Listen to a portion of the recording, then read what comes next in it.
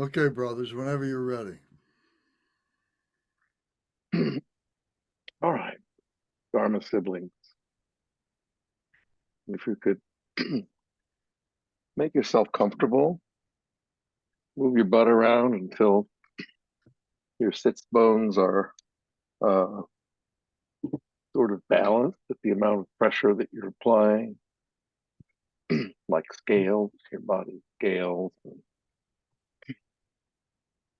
Pay attention to where you're making contact with whatever you're sitting on. And the contact that you're making with your hands, your arms, whatever you can feel on the that's happening on the surface of your head. Look at that for a minute. Those of us wearing glasses, we have contact being made with the outer world in the form of glasses.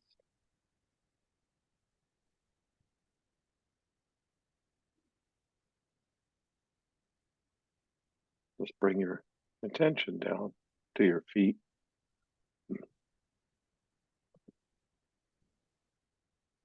Feel how it feels to wiggle your toes. Feel the aliveness in your feet. Feel what it's like to be your feet, with the world and the universe pressing in on all sides and gravity dragging you down. Feel contact that the skin of your feet makes with the world outside your feet.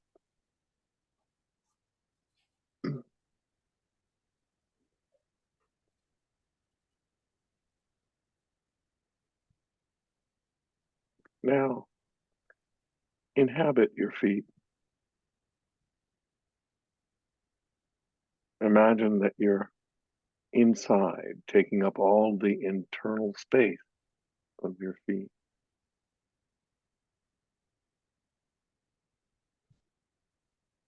Imagine that you're inhabiting your feet and looking out from the inside.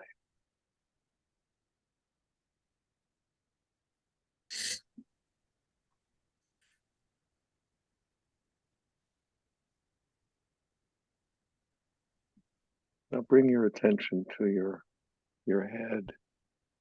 And inhabit your head.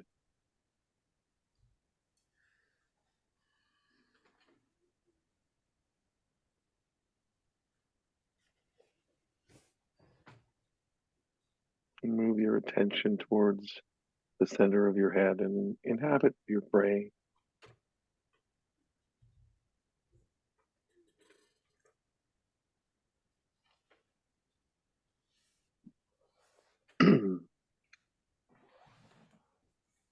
As you breathe in, sense that oxygen and energy feeding the brain.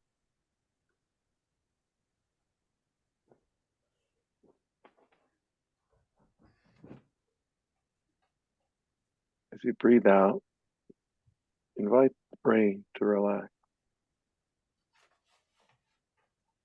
and the head along with it. As you exhale, allow the jaw to go slack. Let the face be soft. Let the smile muscles relax. Let your ears drop down a bit, and the scalp be loose.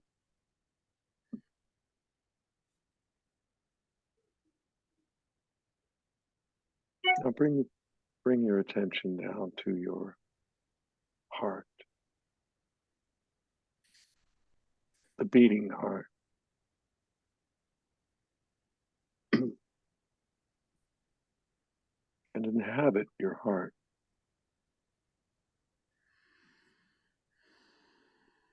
The beating heart. And that part of the heart that's your mind heart. Inhabit that fully, physically, spiritually, with an awareness of the world, looking at the world from the inside, from your heart, feeling the aliveness of your body surrounding your heart.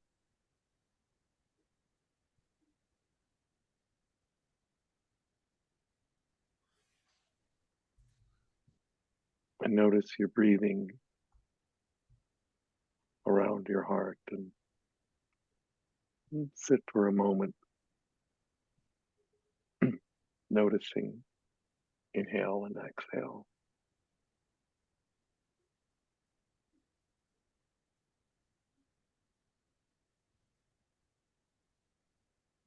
Notice the heart noticing your breathing.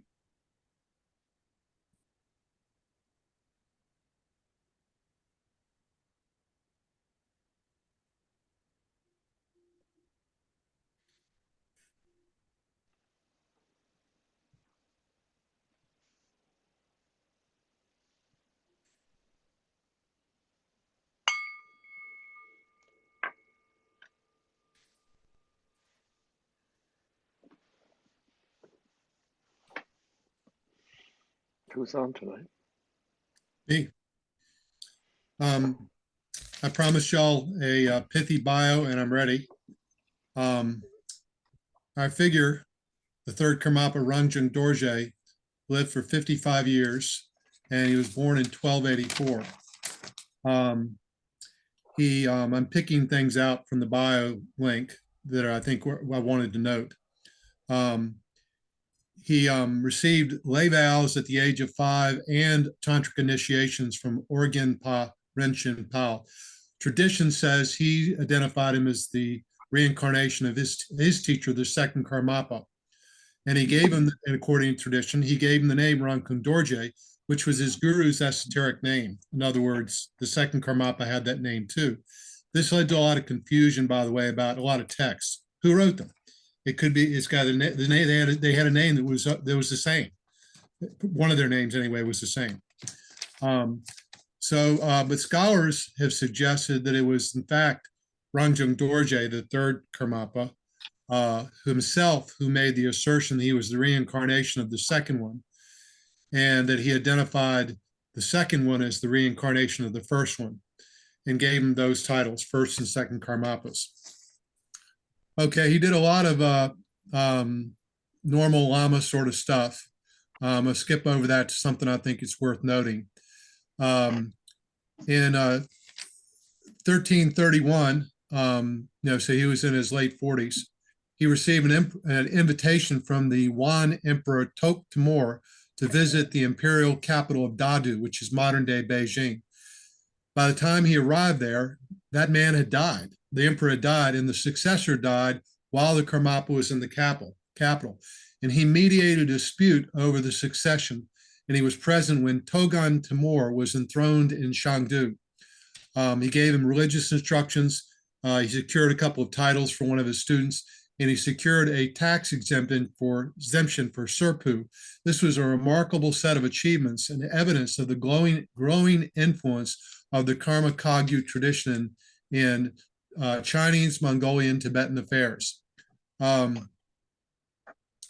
He composed widely on diverse topics: Doha, scriptural commentaries, astrology, Chud, and biography.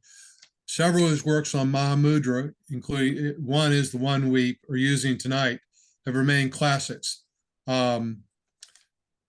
And again, some of the compositions credited him are possibly the work of Karmapakshi, who was the second Karmapa, who signed many of his compositions with Rangjung Dorje.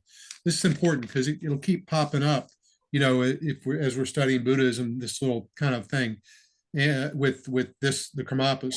And I'm saying this because it talks about I wanted to point out the way in which it's intertwined with Chinese affairs. I think that's, part of understanding our history of Tibetan Buddhism in its way it's intertwined with China. And also because that's the reason I wanted to share that. Oh, I know, because the Karma Kagyu is one of the four main lineages, sprang off of Gampopa. And of course, we're one of the 8 lineages, the Drikung Kagyu, that sprung off Phagmo Drupa, who is one of those 4. Now, on page 24 of our Mahamudra, there's a little bit more I want to just touch on. It talks about the first Karmapa. Now, just interestingly, it says he was the first, marking the beginning of the now ubiquitous Tulku system of incarnate lamas. But in the bios that I read, it said it referred to one of the oldest lines, and I couldn't find anything more about that. So those two things are not exactly consistent. It's either one of the oldest lines or it is the oldest line. But one of the places said that our current, the Karmapa we're using tonight, was likely the first one to have in his lifetime the identity and the powers inherited from the previous successor, his preceding Karmapas. So that's, about, again, the way Buddhism is working. He is the third Karmapa, established the Karma Kagyu canon of practice and study, introducing a number of teachings from other lineages. And it said he had performed the enthronement ceremony for the 13-year-old emperor, who was the last Mongol to rule China, who was ousted by the founder of the Ming dynasty. Of all the Karmapas, he would produce the most important body of literary works. 2 of them in this volume. And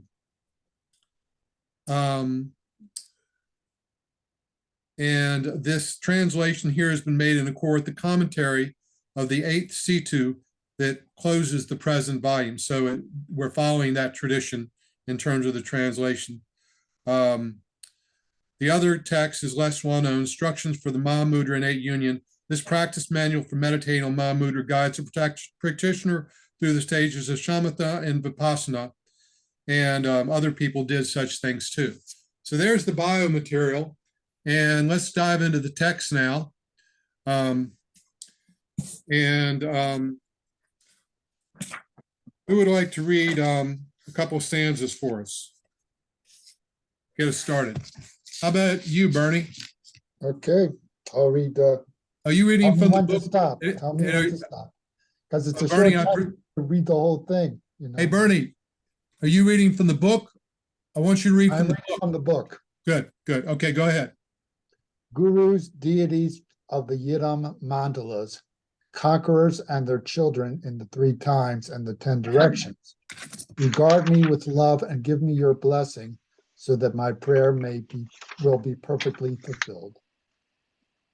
May the rivers of accumulation of virtue, unpolluted by the triple aspects that come from the snowy mountains of the pure thoughts and actions of myself and all endless beings, enter the ocean of the 4 kayas.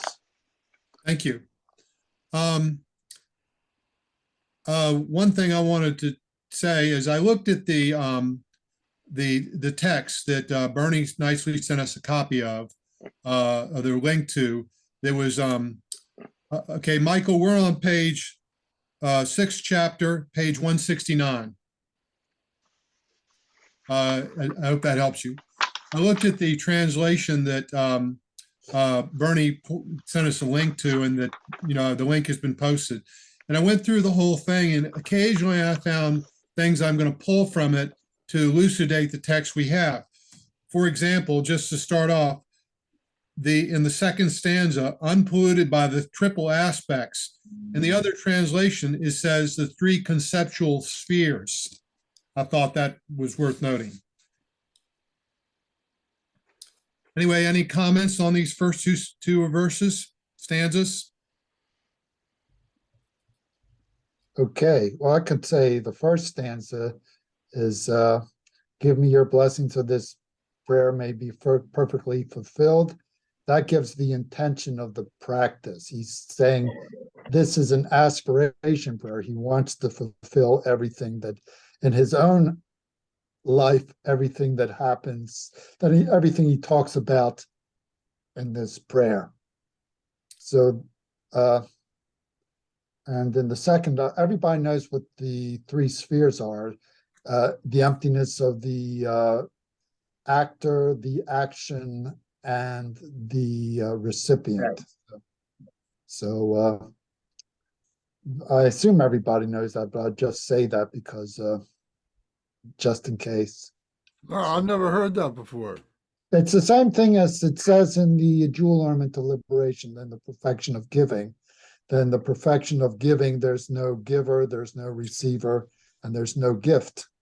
So it means the same thing. And everything that you do, you see the emptiness of who is performing the action, yourself, the recipient of the action, and the action itself. So, But you still do the action, right? of course, you still do it, but while you do it, you see that all three are empty. So that's the triple aspects. The three, what's the translation again, Curtis? Translation from the three The three conceptual spheres. spheres. That's the way I usually remember it, the three spheres, right? Okay. That's all I have to say. Unless people want to know like little details, like what are the 10 directions? I assume everybody knows that. So, and the 3 times in the 10 directions, everybody knows that, I assume. Okay. Yeah, know that. Thank you.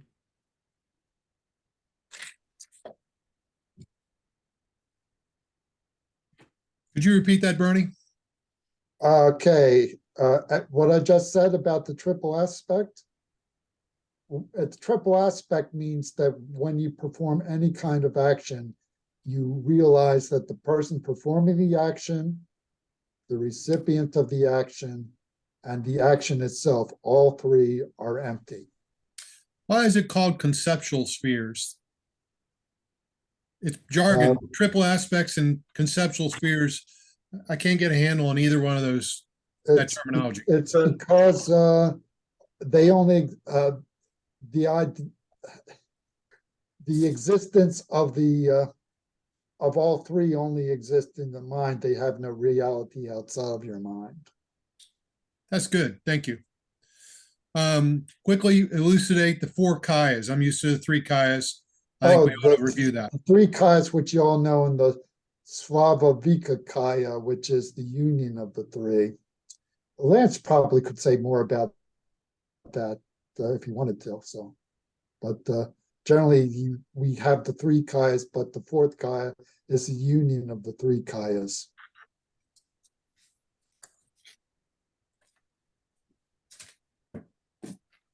That's good. Yeah, the code they talk about is the co-emergence.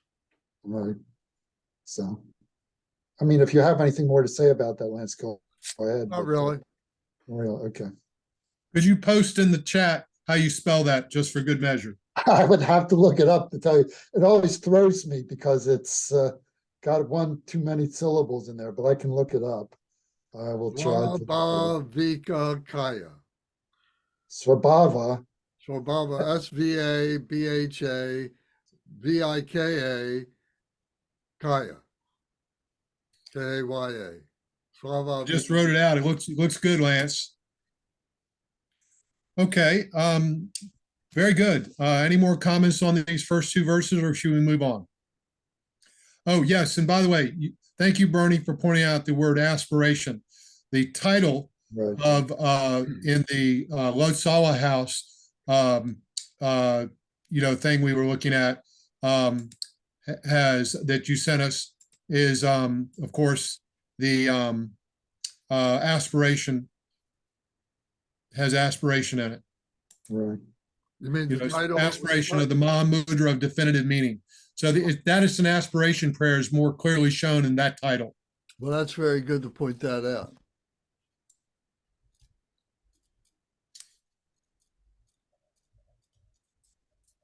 Okay, how about you, Adrian? You want to read the third verse, fourth verse, third and fourth? I'll read it. Until the time that we attain that, may we, throughout every lifetime, never even hear the words bad actions and suffering, and enjoy the glorious ocean of good actions and happiness.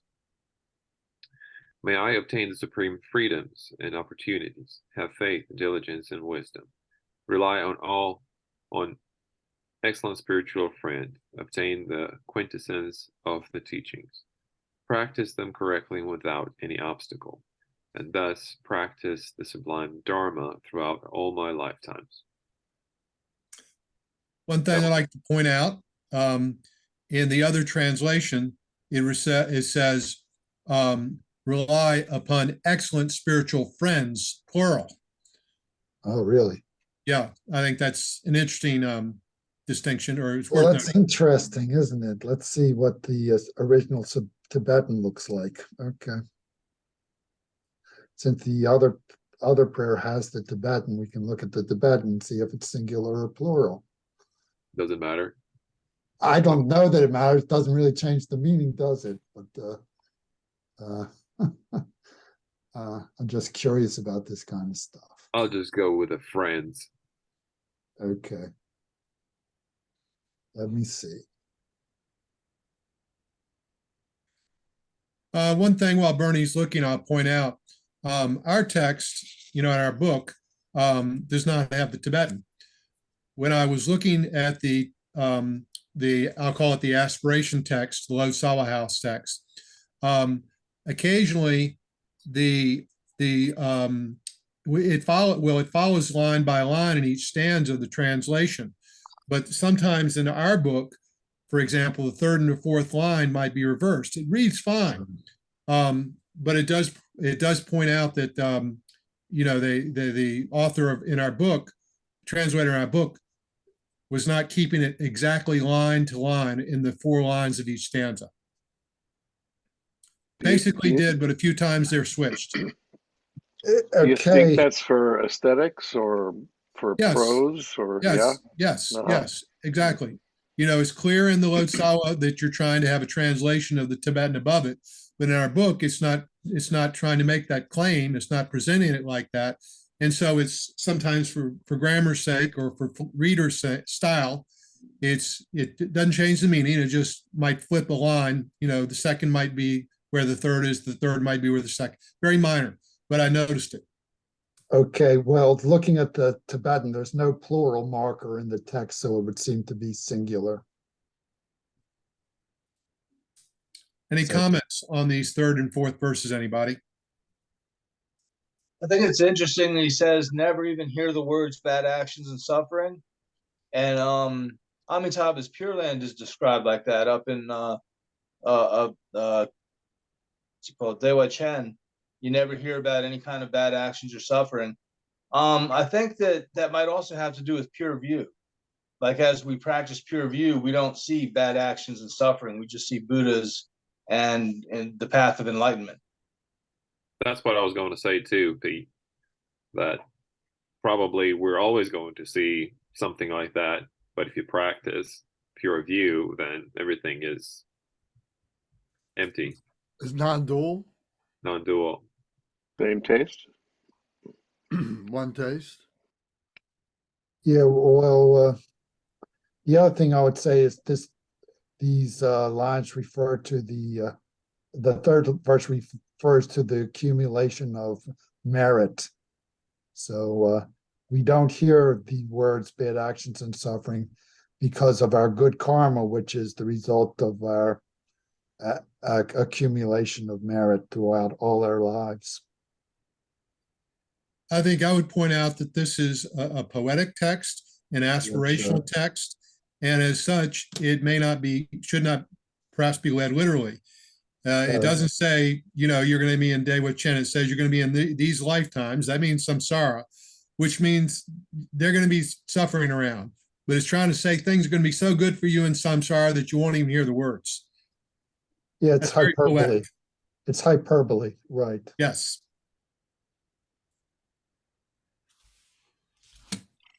We don't want to get stuck in the extremes of literalism. Right. So, so it's about equanimity. Huh? It's an aspiration. Right. It talks about the glorious ocean of good actions, which is the endless accumulation of merit, both on our part and on the part of the lineage of which we receive its blessings.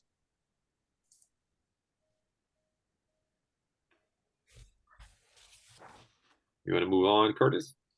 I think so. Michael, will you read 5 and 6?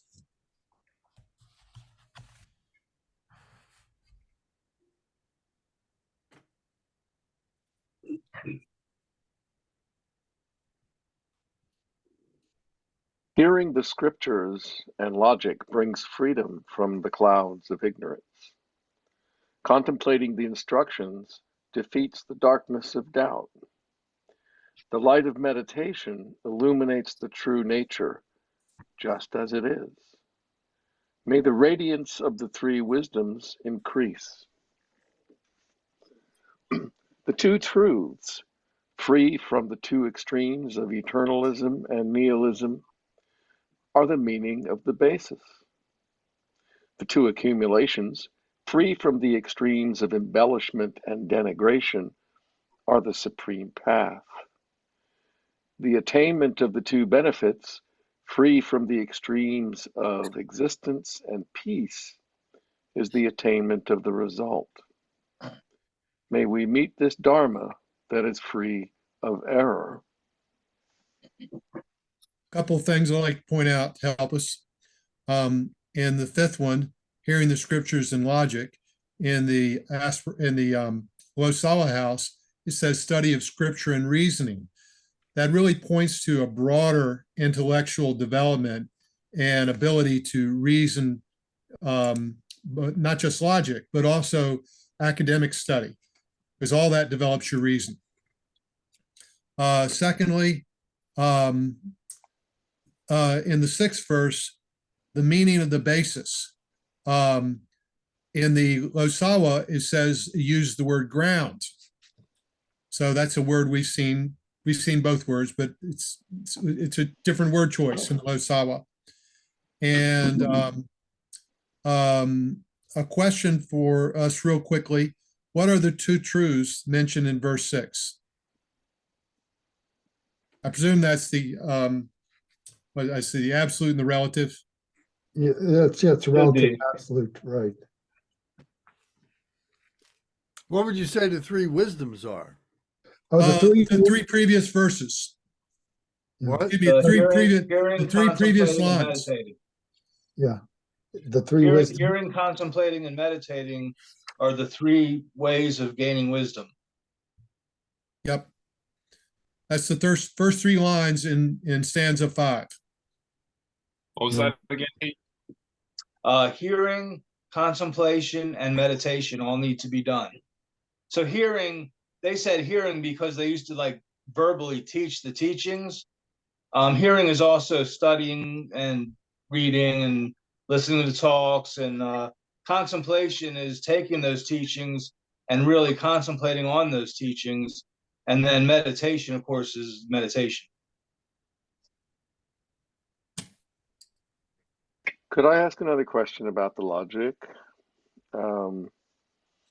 You've interpreted logic as reasoning, is that right? I'm reading from the Losawa. Yeah. The line says, study of scripture and reasoning liberates from the veils of knowing. And I'm using my education to recognize that reasoning is a larger term than logic. And I'm recognizing reasoning is full development of the intellect, academic study, you know, it's all that stuff. Right. So we're talking about the possibility of balancing opinion, maybe even some argumentation, maybe some evidence that's brought forth to All to that sort is of all to that is prove things. all that is what reasoning involves. Developing Yeah. your reason is what we learn in a liberal arts education: how to think, how to argue, how to use logic properly, how to use words correctly. All of that is proper development of the faculty of reason or the intellect. In a critical fashion. Exactly. Yeah, okay. Well, the Tibetan word that they're translating here for scriptures and logic or scriptures and reasoning is lung rik, which is a Tibetan compound, and rig usually is translated as knowledge, but in this context, it probably means what they say. You know, these Tibetan compounds are kind of abbreviated words for larger concepts, so it's really hard to say what it means just by looking at the Tibetan word. But Would you think? the Tibetan word is lung rig. Would you think that pramana is being referred to? Because I understand that's one of the main topics of study for all the monasteries. Could be. I have no idea.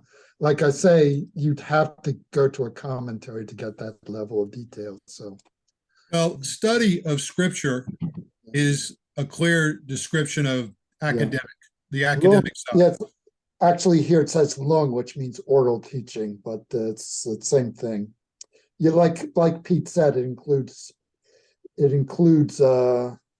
reading, but it's lung literally means oral teaching. So I would put it this way, to put it in Western terminology.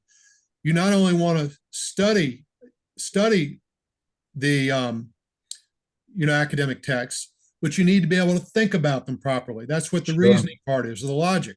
If you give the encyclopedia to a first grader, he ain't going to comprehend it. His reason isn't developed enough. People have to have reasoning ability to appreciate what they're reading, evaluate properly. Right. That's pretty good, Curtis. And the broader the perspective, the more sophisticated the view, the clearer it becomes, I think. Or as it says here, it liberates from the veils of unknowing. Or the other translation, brings freedom from the clouds of ignorance. This is a high praise for developing the intellect through study and developing your reasoning abilities. It's recognizing those things as great gifts. Sure. It has its place. Absolutely. That's why monks went to the monastery and studied to get their Kempo degree for 9 years or whatever, 6 years, 8 years, 9 years, however long it took. They spent a lot of time memorizing and studying the Buddhist scriptures and commentaries. And what this points out too is that we who have liberal arts educations have something that a lot of people, certainly in medieval times, did not have. People couldn't even read. They may not have, and they didn't have access to books if they could read it rudimentarily. And this focus on education in the Tibetan text is really saying this is important. It is not a given like it is in this culture now. And I would add too that the fact that we accept it as a given is a way in which we don't recognize how fortunate we are or how we have the powers that come from this that are so highly praised here as needing development. We just take it for granted. And it's certainly not to be wasted, the opportunity. Right. It also means that we've got something, this is something we bring when the lamas come to the West. A lot of times they're dealing with people that don't have the education background that we do, and they greatly respect the fact that we can reason, we can debate them some, we can ask good questions. How many times have we heard the lamas say, the Americans, the Westerners ask good questions. Yeah. But they just don't take it on faith, or they try to understand it. And it all has to do with, I think, our educational system and our culture. But anyway, enough salute to the West. Yeah, this too shall pass. Quickly. The two benefits in stanza 6. What are the two benefits? Oh, that's that's a lot of traditional terms here. Benefit for oneself and others. So when you become a Buddha, you not only benefit yourself by Buddhahood, but you benefit other beings through from being a Buddha and by teaching as a Buddha. So Buddhahood brings the two benefits. Thank you. And by the way, there isn't a single footnote in this whole chapter. I Yeah, I checked just to make noticed sure. that. No, I assume that's because the next text is a commentary on this, so they figured it wasn't really necessary. This is sort of an introduction to the next text, so yeah. Yeah, all these things could be commented. There could be a footnote on all these points, really. And eternalism and nihilism, the extremes of embellishment and denigration. And these are all very traditional terms in Tibetan Buddhism, actually in Indian Buddhism. So there's a lot could be said on all of them. So I'll just say, when we don't have footnotes, we rely on Bernie. well, thank you. But Pete knows a lot of this stuff too, and so does Lance. So Any more observations about stanza 5 and 6? well, okay, just as poetry 6, you have the two truths. It's it's in parallel construction here. Two truths, two extremes, two embellishment, and two benefits. So it kind of repeats the same idea. So that gives you the idea that this is sort of a poetic form. I don't know how important that is, but it's not just a text. It's actually also a poem, and the way it's written, at least to me, seems rather elegant, the way he writes it. So What does it mean for everybody, the Dharma that is free of error? the errors, I assume, are these extremes that he mentioned before. The other translation says this Dharma that was without error or confusion. Well, the Dharma is the essence of the Dharma is pure. It comes from the Buddha's mind and is pure. Yeah, I think it There's would no be fault. erroneous if it were polluted. Right, contaminated, and it's non-dual, so that everything that would appear to be, untrue is resolved on the path of Dharma. Yeah. I think the errors he refers to are the errors that he refers to in this text: eternalism, nihilism, embellishment, denigration, and the extremes of existence and peace. Well, the errors would be our own misinterpretation. Well, of course, there are misinterpretations as well, which fall into these categories. Shall we move on? Mhm. Okay, Michael, you want to read 7 and 8? Have you read one yet, Michael? Yes. He just I read two. Okay, Pete, will you read? I'm sorry, Pete, will you read 7 and 8? Yes. The basis for is my voice coming through clear? Good. The basis for purification is the mind, the union of clarity and emptiness. The purifier is the great Vajra Yoga of Mahamudra. The purified are the stains of extrinsic delusion. May the result of purification, the stainless Dharmakaya, become manifest. The confidence of the view cuts through doubts about the basis. The essential point of meditation is to remain undistracted from that. The supreme conduct is training in the entire meaning of meditation. May there be the confidence of view, meditation, and conduct. One point about the other translation in stanza 7, when it talks about the stains of extrinsic delusion, it instead says the stains of adventitious delusion. And I have a question about that. Didn't we talk about that last time? These subtle little stains that we kind of have to iron out? It's like the dirt in a piece of cloth. It doesn't really belong as part of the cloth. It's just there with the cloth. They're kind of covering the cloth. Okay, didn't we talk, am I right? Did we talk about this, the adventitious stains, those subtle? I think so. I think we talked about it.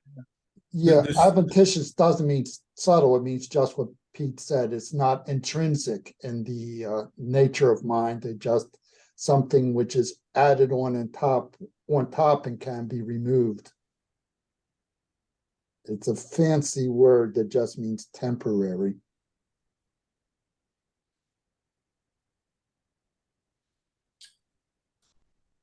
I always used to, for me to remember that, I always think of the root word of adventure.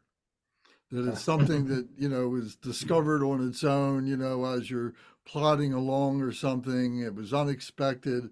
It's not necessarily part of the essence, but it's just something that gets picked up along the way.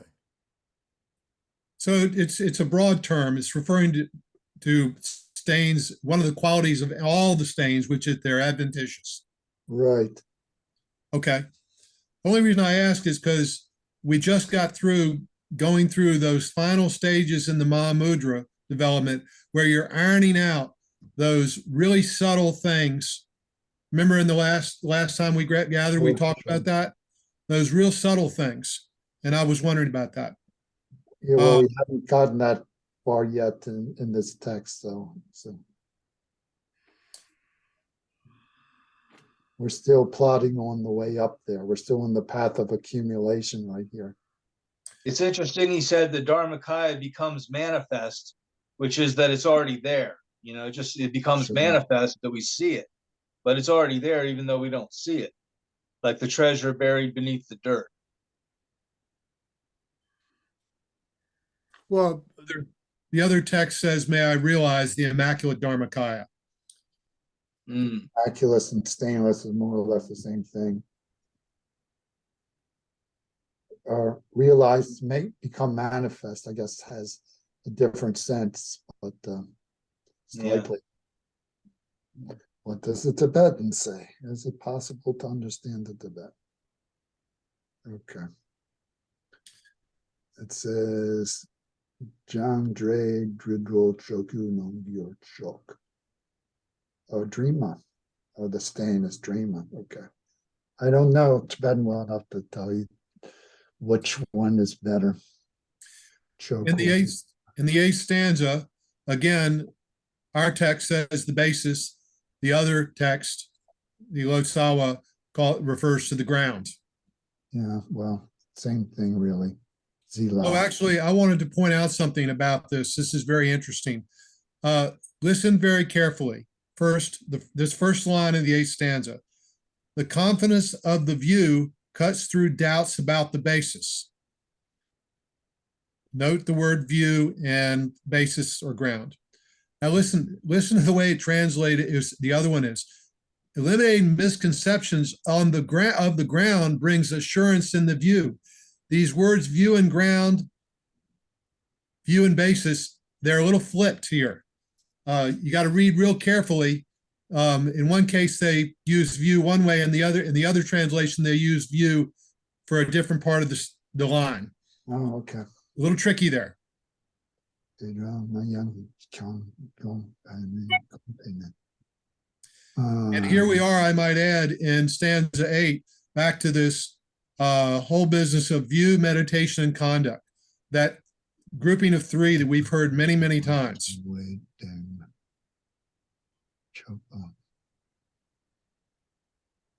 Don't know. So that sort of binary nature, or it looks like the pseudo equivalent nature of view and basis. Does that then imply that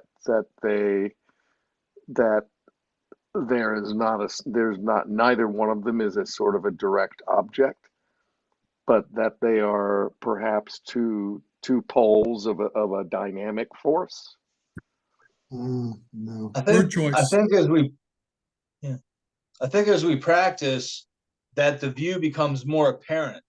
Like we start off and we have the teacher gives us the view a little bit, and then we meditate and study, and then we say, oh, the view is we expand our view of the view a little more. And then I think they kind of go in a cycle. I don't think you just do one and then do the next and then do the next. Of the ground. Chopa.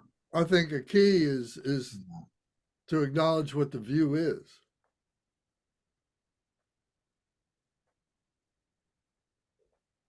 I Well, don't I, know.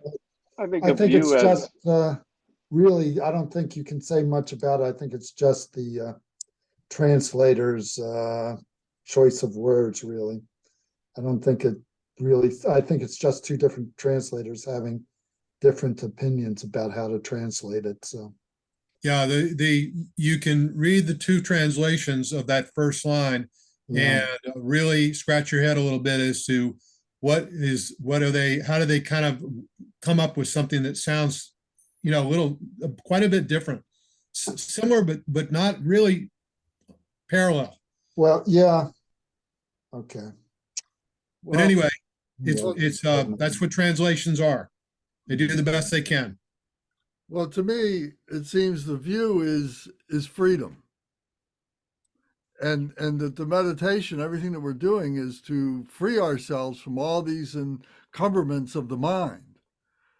And it's the meditation in which we're able to finally enjoy that, to be able to cut through everything, all those things, and then we are basking in the freedom, or we become one with the freedom, whatever, however you wish to view it, without however you want to say it, and that cuts through the doubts of the basis.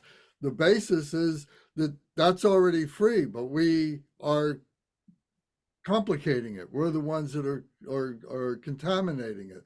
But we have that freedom right from the very beginning.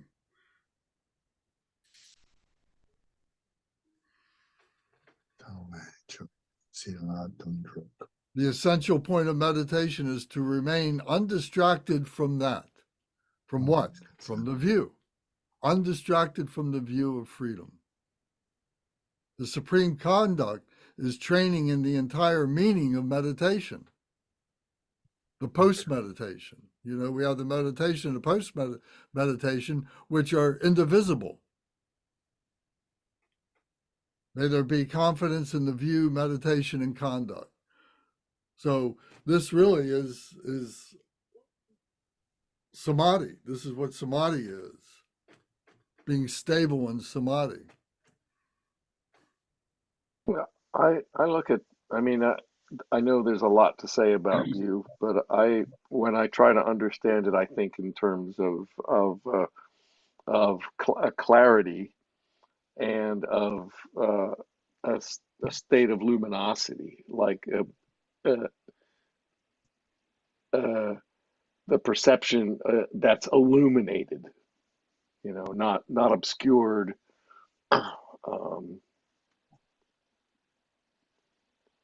Yeah, that's how I think of it. So I don't think of it as worldview or perspective, because worldview or perspective means it's me with eyes.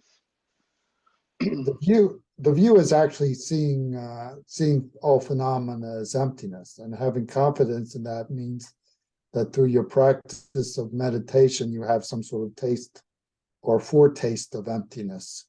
So confidence in the view really means through your study and practice of meditation, you are certain that emptiness is how all phenomena are empty. So through reasoning and through practice and through scripture, you gain confidence in that. So, and through that, you don't have any doubts about the nature of reality, which is the basis. Yeah, you said uncertainty. There is certainty. I'll adopt that as a descriptor. It's a Well, product of, this point, but it's a mind game. If we're playing the mind game, then we're not free. Well, sure, but So sure. does the free mind, or that's the wrong way to say it.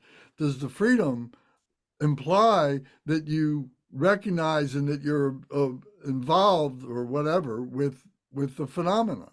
Or are you beyond the phenomena, or the phenomena is not distracting you because you are free? Well, I don't disagree with that, but it doesn't. That doesn't. It does.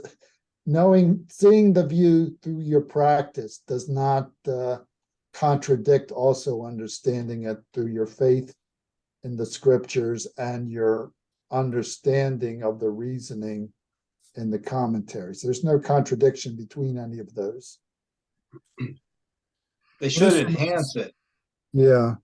This reminds me of something I read in a great work on Western mysticism. The first volume talks about how important that the way you experience the higher states of consciousness, to put it just simply, has a lot to do with your understanding of philosophically, your understanding of scripture, of theology, etc.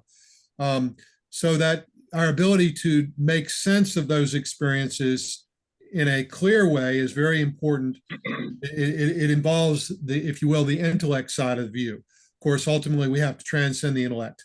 But even the talk about experience of transcending the intellect, we need to be able to understand that a little bit in order to do it, or else we would just be all nonverbal. It's like a ladder. You've got to use the lower rungs to get up to the higher rungs. Which is, of course, why study is so important, because it does help give us the capacity for the experience and ability to understand the experience, the ability to it gives us some of the needed training for the experience to fully take root in us, though it ultimately uproots the power of the intellect. Yeah. Ultimately, you do have to get beyond reasoning and thinking and all that. It's not sufficient just to understand the scripture and the reasonings, but they are a start to get there, and you don't really leave them behind at any point. Your own understanding enhances your understanding intellectually. Your own experience enhances your understanding.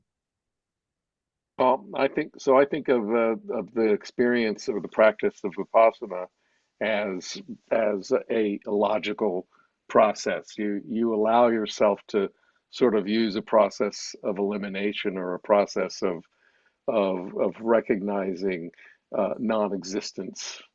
You know, of being able to take stuff apart and see nothing. That I think that's that's thinking. But that's enhancing the experience. I mean, the more we take the world apart and the less we see as a nature, that kind of informs our view that there's nothing to see, when we take it apart. There's I nothing think you're right. below And that's part of the stages of meditation, I think. it. Yeah. And then the next part after that is the generation and completion stages, which is the miraculous aspect. Right. I'll just I want to read the first line in stanza 8 from the Losawa, because I think it's better, it's a little clearer to me than our translation. Eliminating misconceptions of the ground brings assurance in the view. I can get my handle on that a little better. It's a little more jargoned up in our translation. Eliminating misconceptions of the ground brings assurance in the view.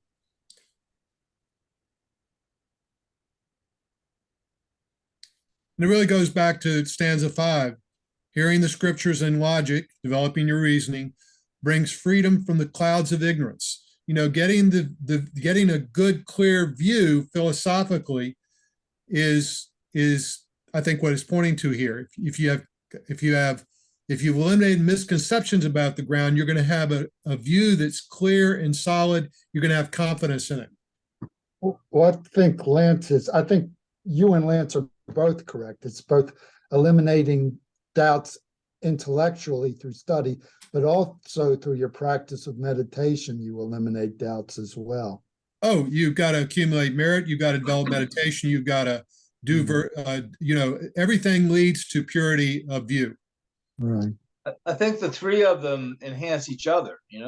Right. The study of the view enhances the meditation to meditate on it. Then when you gain meditative experience, it enhances the view itself. And the conduct, of course, of will be following along with that. And practicing the conduct enhances meditation. If we do things that are non-virtuous or unethical and so forth, it's going to mess up our meditation. Yeah, it's like 3 dimensions of growth. Yeah. It says but it's talking about conduct here too. The supreme conduct is training in the entire meaning of meditation. So is What that is the entire meaning of meditation? That's the supreme conduct. so The is other that- translation supreme is helpful conduct. here. The other translation is helpful. Train in all of meditation's facets is the supreme form of action. So the full manifestation okay. of meditation coming outward into action. All facets of meditation. Okay. Yeah. so does that all mean living an enlightened life? Yes. And knowing how to act without being attached to results, to the three conceptual basis, like we talked about earlier. It's all about bringing meditation outward into our conduct in terms of the way we act, the way we are not attached to things. So does this mean no karma is being produced, or that there's Not no yet. attachment, or that there's no attachment to the karma? I don't know. I don't know what it means. Well, it'd be meritorious. It'd be full of merit. That's part of, it's going to be good, because it's coming out of, we're getting purer and purer. But we're going to be less and less attached to the karmic production process because we're in the meditative state more and more. And we get into that place where it's non-action, things like that, those kind of terms. But yeah, it's referring, maybe it's saying that devoting your life to meditation is the supreme conduct, or I don't know. Maybe that's reaching too far. Well, meditation's facets, to me, the facets of meditation are, from the other translation, that's about how meditation goes out from the meditation itself into our lives. You mean taking meditation into action? Okay. Sorry to see you have to go, Michael. I hope you've been paying attention and watching some of these things after you bail out on these, because the conversations have been great, and the text, of course, is marvelous, and we're just trying to understand it better. Yeah, I've been listening mostly Good. in the car and otherwise. Oh, well, good. Okay. Thank you. You're welcome. Thank you for being here. Yeah, sorry you got to go, Michael. See you, Michael. Shall we go on to 9 and 10? Who would like to read 9? Lance, why don't you read 9 and 10 for us, please? Okay. Thank you. All phenomena are manifestations of the mind. The mind is without mind, devoid of an essence of mind, empty and unceasing, appearing as anything whatsoever. May it be perfectly examined and be perfectly understood. Completely understood. Thank you. The self-appearances that have never existed are mistaken as objects. Through the power of ignorance, self-knowing is mistaken for a self. Through the power of dualism, we wander in the vastness of existence. May the error of ignorance be thoroughly understood.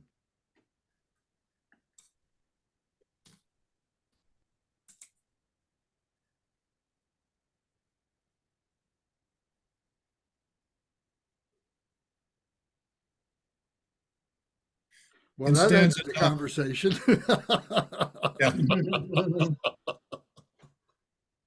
Stanza 9, Lotsawa, the last line in stanza 9 is translated as, having examined it well, may I eradicate the base. And I found that a little puzzling. The base of the mind.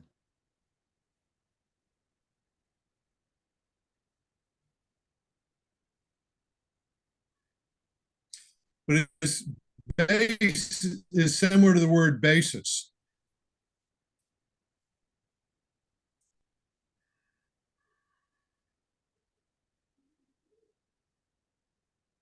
Well, later I don't on, think they would mean go ahead, Pete. Go ahead, Vance. No, you go, please. Okay.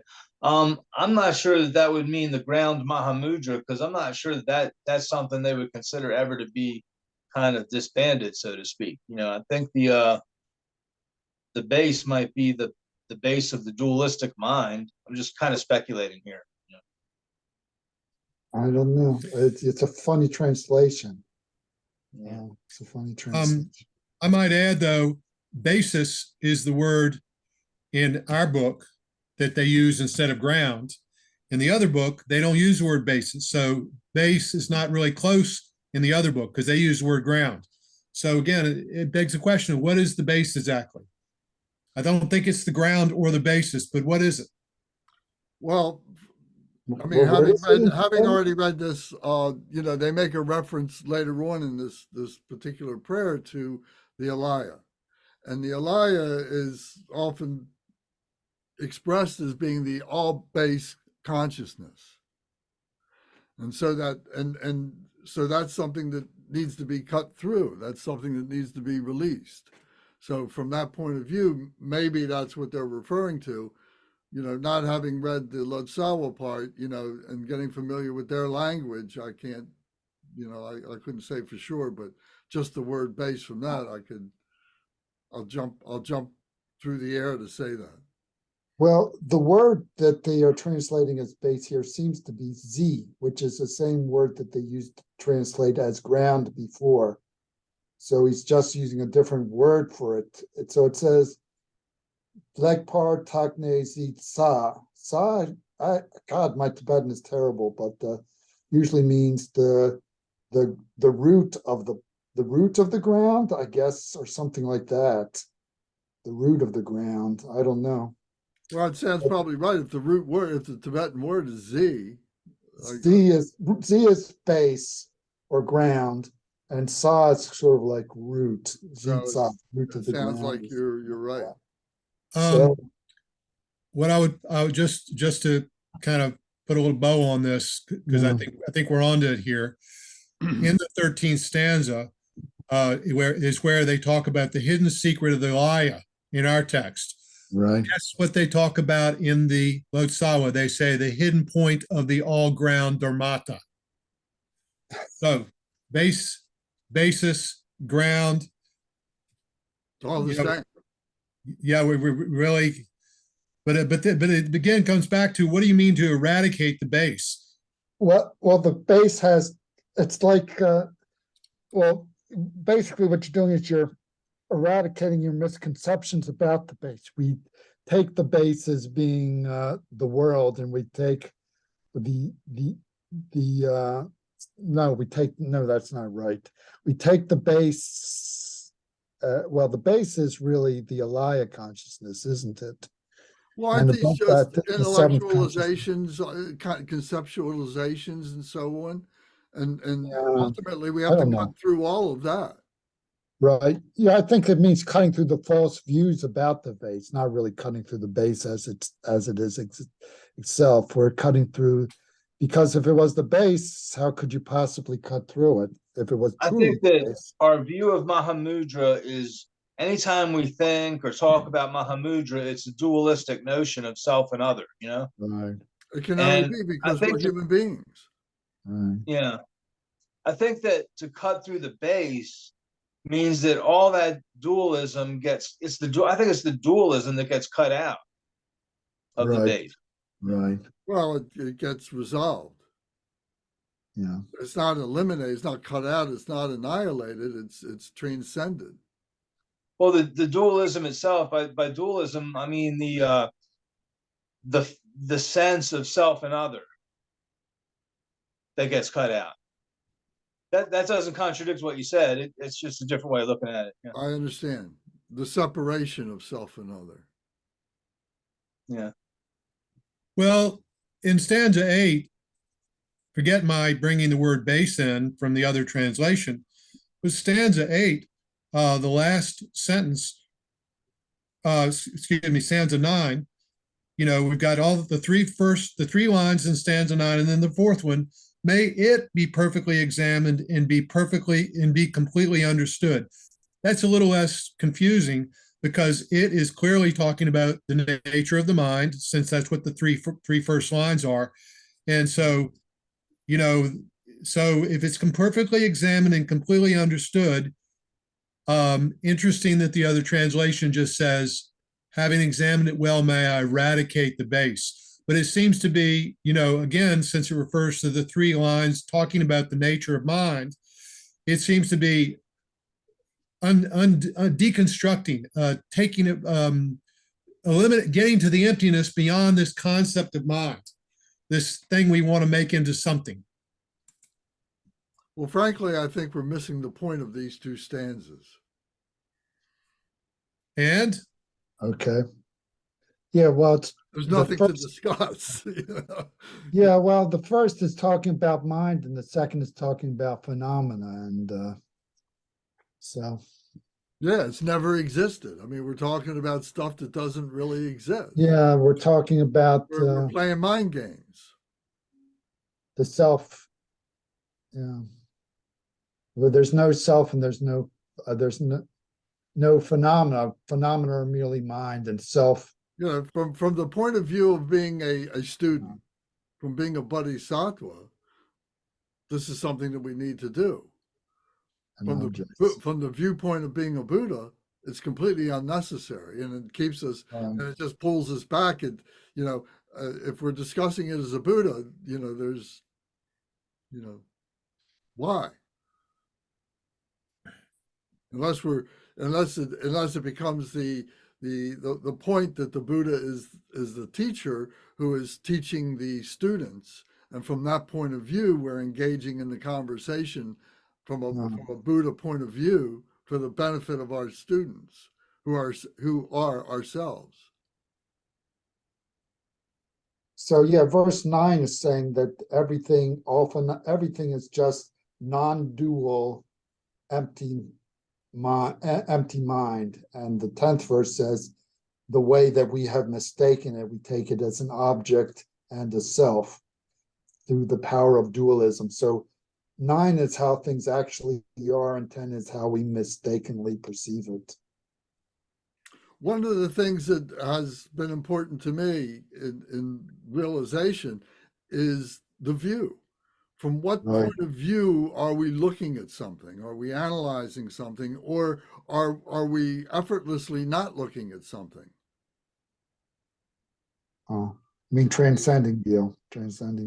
Yes. So that, you know, whether that's the, you know, wisdom of discriminating awareness or what, but I think that it is there. You know, it's through that we need, as bodhisattva, we need to be able to understand the view, to look at the view. From what point of view are we looking at this? Because sometimes we can look at it as an ordinary person.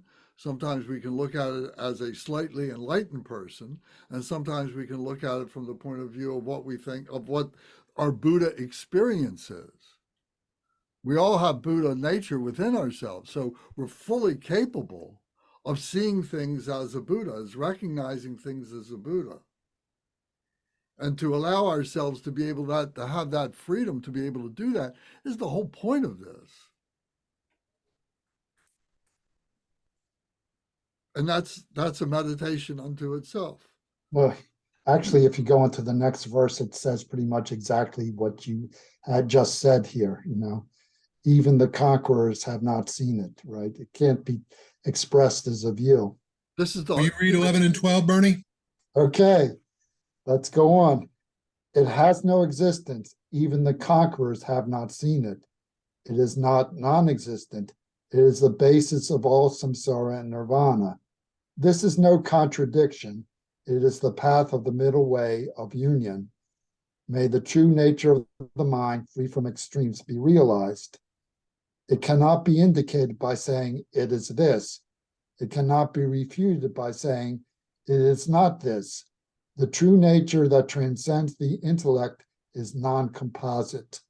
May there be certainty in the extremes of the true meaning. I'm going to read the next one because it fits poetically with all this. If this is not realized, there will be circling within samsara. If this is realized, there is no other Buddhahood. There is no, this is it, this isn't it, anywhere. May we know the true nature, the hidden secret of the Alaya. The all-base consciousness. Right. The all-base consciousness, the Alaya. Kunzi. Sometimes referred to as the soul. Yes, mistaken as the soul. Well, Mistaken. right. I mean, it's referred to as the soul, which is non-existent. Right. And what does that do? I mean, that totally liberates us, totally frees us. Yeah, so basically it's saying in these verses it can't be put into words, really. That's all you're saying. The extreme, you're beyond the extremes of it exists and it doesn't exist. Even though it can't be put into word, we can't say that it's not that it's non-existent. So it's not a mere nothingness. It's something, It but means it cannot be expressed. it's beyond conceptuality. Beyond conceptuality. And that's everything. It's the basis of all samsara and nirvana, as it says here. So both samsara and nirvana are beyond conception. No, samsara and nirvana is conception. Well, sure. The distinction of the two is a conception, right? Primordial nature is the true nature. In stanza 12, true nature, I think primordial nature or dharmata. Is that what they translate?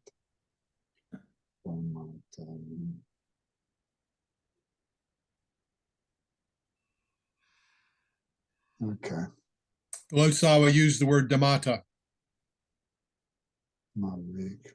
for the third line in stanza 12. So here in this section of the prayer, we've gone through, the more substantive stuff in the beginning part. Now we're really into this Dharmakaya stuff, into this far out stuff that can't be conceptualized. So as we read this, as we recite this, can you sense your heart center opening up? And the mind, is the brain rather, our intellectual thought is just being blown away. It's just being surpassed, but we can sense that it's the heart that's opening up, the heart mind. Mm-hmm. And maybe the intellect, then we see the mind as one mind now, and see that this, doesn't need to analyze all this.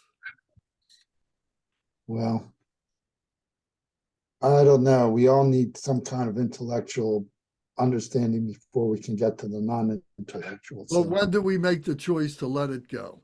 Yeah, it's like taking the boat to the other shore. You let go of the boat once you get there. Right. And it does become a choice to say, I'm going to get, like you just said, I'm going to get to the other side. I'm going to let the boat go, and I'm just going to go with it, instead of trying to lug the boat around because, maybe I'm here, but I may need the boat again. Right. Well, got to teach other people too. I will point out that both the titles, one title is Prayer for the Definitive Meaning, the Mahamudra. Right. That's the title we have. And the other title is Aspiration of the Mahamudra of Definitive Meaning. This definitive meaning, it points back to, if we have, I'll put it this way. I think the way I see it is, if we have the experience of the Mahamudra, how do we express that view with our human capacities? You can't, fundamentally, but how do you try to express it intellectually, in terms of these subtle ideas, conduct, action, view, conduct. it's how does it, how is the Mahamudra expressed, if you will, in terms of the languaging about these things. And that to me would be the definitive meaning of that's how the Mahamudra defines itself meaningfully. This is why you have to be prepared to lose your mind. For us, that means, oh my God, they're going to put me in a wheelchair and I'm going to be drooling all day. I'm not going to be able to know who I am. I'm losing my mind. And the fear of losing our mind, the fear of that suffering, you see, pulls us back. Oh, I got to hold on. Who am I? What's my identity? What do I think? I got to have words for this. I'm carrying the boat around. I got to carry the boat. I can't be that free. Okay, just to get back to Curtis's original point, whether the word dharmata here is literally in the Tibetan, which is choni. Choni is literally dharmatas. So the Lotsawa translation is more literal. So at that line, so when it says dharmata in the Lotsawa translation, that's because it literally says it in the Tibetan.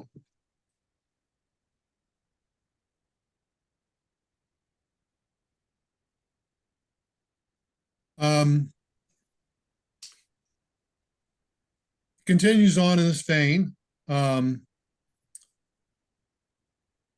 Appearances are mind and emptiness is mind. Thoughts are mind and delusion is mind. Origination is mind and cessation is mind. May we cut through all conceptual elaborations in the mind. Embellishments. I'm sorry, embellishments.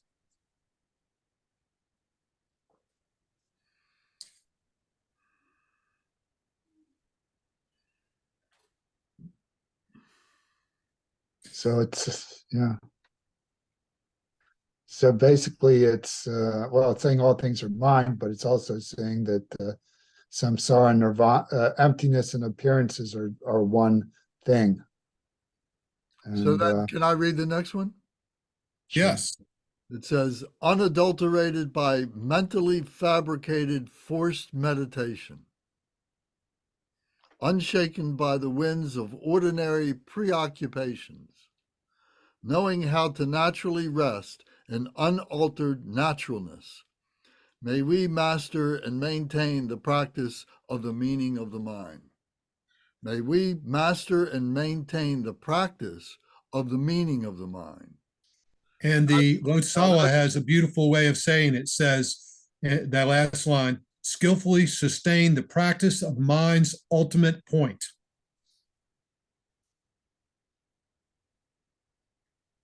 I like the phrase meaning of the mind, but mind's ultimate point is seems a little more technically correct. So does that speak to then the gift of this life, the gift of being a human being? done. Because without being a human being, we wouldn't be able to recognize it. Communication. This is the part of the human condition. Shock. So the meaning of the mind, what is the meaning of the mind? The mind is a fabrication of the human being. And so through that gift, we're seeing this, we're seeing who we are, but then we're also seeing that we are limited within that mind if we choose to be transfixed by the mind.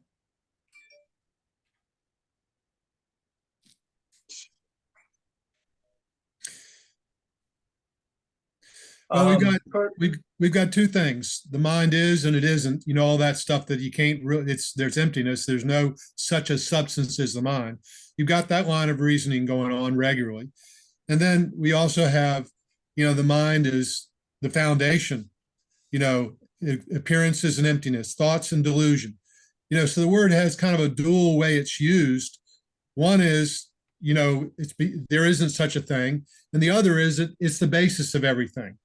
And then we've got this wonderful phrase, the meaning of the mind, which has a nice feel to it.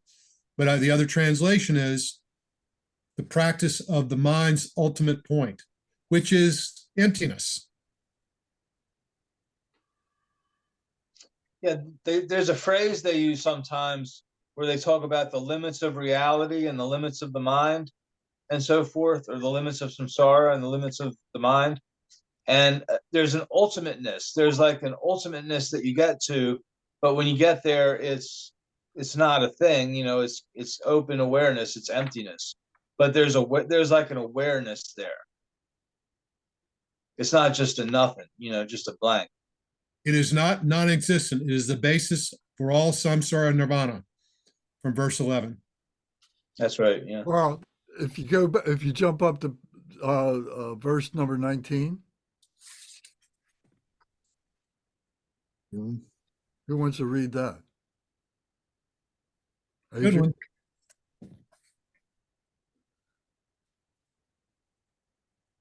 I'll read it. Okay. The freedom from attention is the Mahamudra. The freedom from extremes is the Mahamajamaka. This is also named the all-inclusive Dzogchen. May there be the confidence that through knowing one, all will be realized. So this is what the mind points to.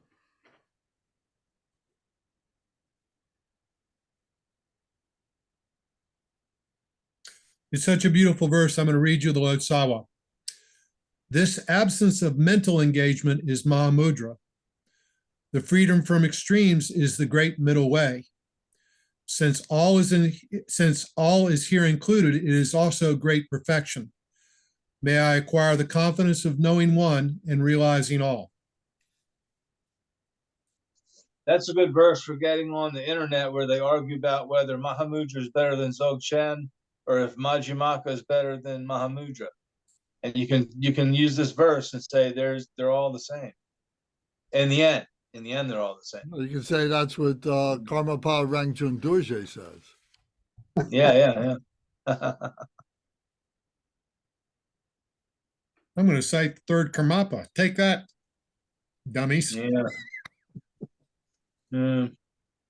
Okay, so where are we? Are we on 8, 16, or 17? We need to read. I just 15, read 15. 15 and 16, right? 16 is the next one. Right. Go ahead, Lance. The waves of obvious and subtle thoughts cease by Okay, that's 16. I'm sorry. 16. You're correct, Lance. The waves of obvious and subtle thoughts cease by themselves. The undisturbed river of the mind becomes naturally calm. May there be an untroubled, peaceful sea of samsara. Samatha. Shamatha. Oh, excuse me. Let me start it over because let me start that verse over. The waves of obvious and subtle thoughts cease by themselves. The undisturbed river of the mind becomes naturally calm. May there be an untroubled, peaceful sea of shamatha, free from the polluting impurities of dullness and agitation. When we look again and again at the mind that cannot be seen, we will perfectly see that which is not seen just as it is. May we cut through doubts as to what the meaning is or isn't, and have unmistaken knowledge of one's own nature. So Well, that's what's one's own nature? Primordial nature, I'm sure. Dharmata. Shamatha or Buddha emptiness. nature. Buddha nature. I agree with that. Oops. Here we go.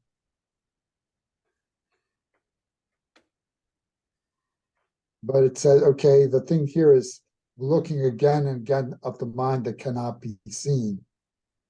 That would seem to be a paradox there, right? Looking at something that can't be seen. Well, it's like the eye. You know, the eye sees, but it cannot see itself. Can't be seen, right? So why waste time looking for it? Even the conquerors have not seen it. Right. It's because we think we have seen it and we have to disabuse ourselves of that misconception. So we get back to the basic tenet is let it go. Yeah, you have to like, well, you have to see that there's nothing there to be seen. It's not just letting go of it in an intellectual sense. You have to actually see that there's nothing there to see. Oh, correct.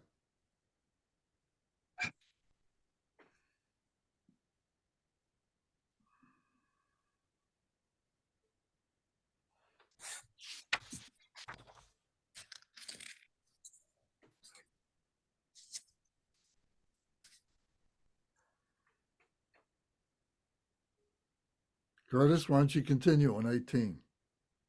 Looking at objects, there are no objects. They are seen to be mind. Looking at the mind, there is no mind. It's devoid of essence. Looking at both spontaneously extinguishes dualism. May we realize luminosity, which is the nature of the mind. We're definitely in Dharmakaya, Sambhogakaya territory. Well, that's an interesting use of words. We realize luminosity, which is the nature of the mind. So the mind is a phenomenal construct, right? But the nature of the mind is emptiness. But The what emptiness and what is it luminosity. illuminating? It's illuminating the darkness. What we would use the analogy of darkness of what becomes wisdom when the light turns on, when it becomes luminous. We see Well, generally they talk about, and at least in Tantra, they talk about the two aspects of the mind, which is emptiness and clarity. And clarity, what he translates here as luminosity, is the same word that's usually translated as clarity. And the emptiness is the fact that it can't be grasped. And the clarity is the fact that even though it can't be grasped, it still functions. It's aware. I think it refers to awareness when Yeah, it functions as awareness. So everything that we take as empty doesn't mean that it totally disappears. It continues to function just as it is, including the mind. So the luminosity refers to the awareness of the mind. Or And the I'll point out that we're quickly going into absolute bodhicitta, the true, whatever the superlative description of how emptiness is. There's something about it that's compassionate. Yeah, well, we got down to compassion. Yeah, we got down to it a little later, right? Yeah. So, Well, then we're into the verse Lance liked, and we all like. The freedom from attention is the Mahamudra, great seal. The freedom from extremes is a Madhyamaka, Maha-Madhyamaka, great middle way. This is also called the all-inclusive Dzogchen, or great perfection. May there be the confidence that through knowing one, all will be realized. Continuous great bliss, free from attachment. Unveiled luminosity, free from fixation on attributes. Naturally present non-thought, transcending the intellect. May there be a continuity of these effortless experiences. It just keeps going on.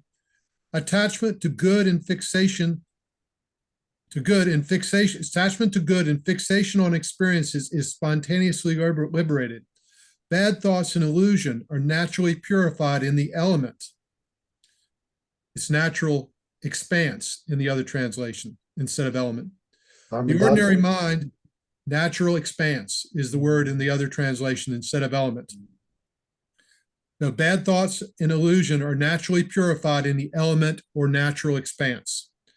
The ordinary mind has no rejection and adoption, no elimination, and no attainment. They realize the truth of the true nature, dharmata again, free from conceptual aberrations. So now we've flipped. What was the ordinary mind now becomes the extraordinary mind. The ordinary mind becomes the realized mind, or the mind that has become realized, or however you wish to express it. Yeah, I think the ultimate awareness is the same as the awareness we have right now, except it realizes it. Or you could, Ordinary mind, it's not like a different mind, or it's just the ordinary mind that we have, the awareness. Once it's seen very clearly what it is, that's the Mahamudra. Once it experiences it. and we see Is it a vicarious experience, or is it a gnosis? a gnosis. And we see over and over again in our Tibetan works where they'll talk about the ground, the great mother, the mind capitalized. And then they'll quickly remind us, we're not going into eternalism though. Remember, this is emptiness, but the words poetically pull towards, this super mind, this natural mind, ordinary mind, that the emptiness is, it's It's the Buddha mind. foundation, It's Buddha mind. referring to the basis of all samsara and nirvana, that emptiness, which was also, it says, it is not non-existent. The it is the mind. But it's using the word saying the mind is not non-existent. It's the basis of all samsara and nirvana, but you have not seen it.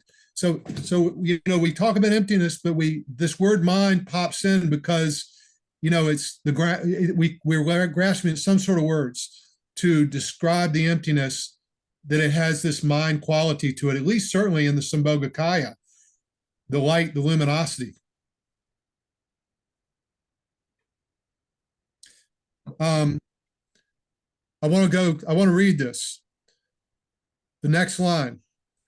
The nature of beings is always Buddhahood, but not realizing that they wander in endless samsara. May I have overwhelming compassion for beings in limitless, endless suffering. When there is love, with the unceasing power of overwhelming compassion, the meaning of the empty essence appears nakedly. May I meditate inseparably day and night on the union, the supreme path, which is free from errors.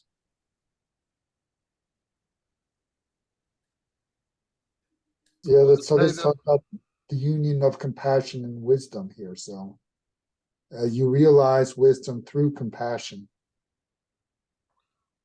May the meditator and the meditation become inseparable. I'll even go to the New Testament, St. Paul. If I have wisdom, but I have not love, I have nothing.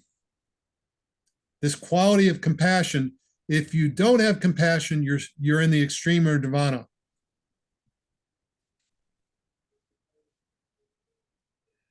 At best. Yeah, the whole purpose of Buddhahood is compassion from the Mahayana point of view.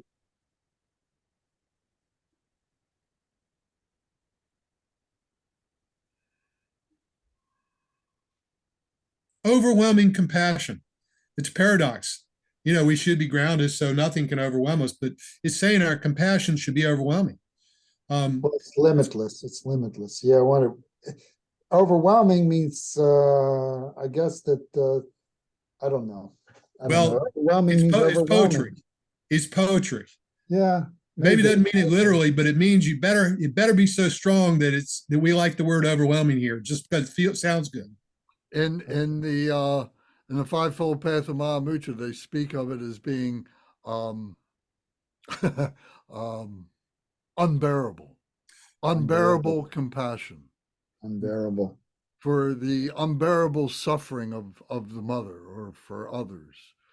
They're having unbearable suffering. May we have unbearable compassion to be able to help them. Well, the Lotsawa text says unbearable compassion as well. So,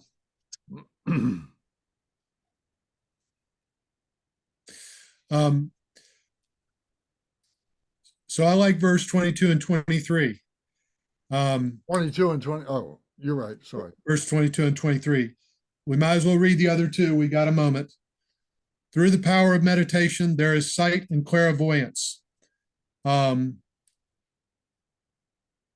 Beings are ripened and the Buddha realms are purified. and the prayers for accomplishing the qualities of Buddhahood are perfected. May there be Buddhahood, where perfection and ripening and fulfillment are brought to completion. And the last verse, through the compassion of the conquerors and their children in the 10 directions, and through the power of all the good karma there can be, may my pure prayers and those of all beings be perfectly fulfilled. It's a beautiful, beautiful aspiration prayer. Worthy of meditation. Worthy of meditation, right? Worthy of reading again and again. Worthy of to be the embodiment of this prayer. What a great term, prayer for the definitive meaning, the Mahamudra. Interesting, it's prayer for the definitive meaning, comma, the Mahamudra. Note that comma. Okay. Well, the title. And the other title, the Mahamudra, aspiration of the Mahamudra of definitive meaning. Well, yeah, well, if you look at the Tibetan, it actually has one lam in there, which is aspiration. In the I like Tibetan what you said title, at the beginning. It's definitely an aspiration prayer. definitely, yeah. Well, we managed to wrap this up. I squeezed in the last few verses, but they flow very naturally. I would have hated to wait 2 weeks or 3 weeks to not, let him have his final definitive statement No, I of agree. aspiration and of compassion as being fundamental to it. Yeah, I think having this prayer, and whether you can print this so you can have it, in a form on your tabletop when you do your meditation or something, but to take your time with this and spend let this be a guide for meditation is extremely powerful, and to allow yourself, give yourself permission to change with this, to change your mind, to experience this, to have and that which we get stuck on, to have the permission to go and do some research on, and to really live with this prayer for however long it takes. I think It's a classic. It's great. Right. Well, this whole book is great. Yeah. This is the third Karmapa's most famous work. And this Karmapa, remember, had most literary production of the Karmapas. So this is a big deal. Yeah.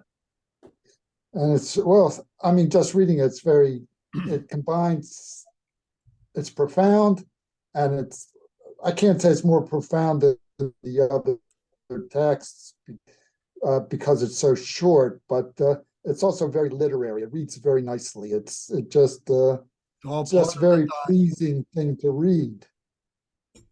Yeah. I had an interesting exercise because it's so pretty. I think I read it. Two or three times, and then I read the Lotsawa, and then I read them verse by verse, side by side. Read one verse and then read the other translation. It was a very interesting way to read it. The other translation has many merits, and there were different ways of languaging. The things that jumped out were the things I pulled out and shared with y'all. Otherwise, it really was a different way of saying it, but it wasn't so different that I felt like it was helpful to note it. So when I jumped in and gave alternate words, it was because the Lotsawa said it in a way that was significantly different. Well, you did a good job with it. Thank you very much. Thank you. Yeah, it taught itself. I mean, we've been studying this stuff enough, and we can answer some of these questions without footnotes, and it's just so well written. Anyway, I'm glad we were able to get through it. I didn't think we were going to do it when we were halfway through, but it just all of a sudden it just flowed to the end. Well, we stopped arguing is what happened. We stopped arguing. All right, brothers. All right, this next chapter is a very big chapter, so we'll take time with that. Okay, so I'd lead that next one and try and make it interesting. Oh boy, you're not kidding. Next time is the 15th. Okay. Okay. Any Oh other- my goodness, you're not kidding. That chapter is super long. Yeah, it's been published as a whole separate book, so. Any goodness. last thoughts or comments?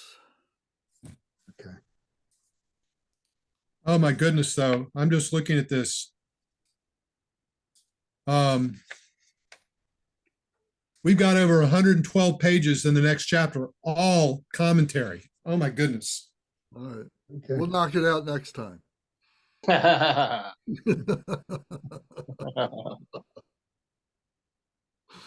right. By the virtues collected in the three Collected in times, 3 times. by By myself and all myself beings, and all beings in samsara and samsara and nirvana, nirvana. and by the innate And by root the innate root virtue, of virtue. may I and all And sentient all beings sentient beings. quickly And attain we attain unsurpassed, unsurpassed, perfect, perfect, and complete, and precious precious Buddhahood. Buddhahood. May the teachings of the great Teachings of the great Tripura, Tripura, Ratna Ratna Shri, Shri, Lord of the Dharma, Master of of interdependence, interdependence, continue continue and and increase increase through through study, study, practice, practice, contemplation, contemplation, and and meditation meditation until the until end the of end of samsara. samsara. Om, Om, ah, Om, home, Om, om, Ah, ah, Om, home, Om, om, Ah, ah, Om. home. May my body, In my body, speech, speech, and mind and mind become become inseparable inseparable from the from the body, body, speech, speech, and and mind mind of all the of all the enlightened enlightened for the ones, benefit of all benefit of sentient all beings. beings. Beautiful. Thank you, guys. All right. Okay, bye. All right. See you later. Have a good time. See you soon. Ciao. Good night. Jerry, bye-bye. Okay, good night. Yeah, guys.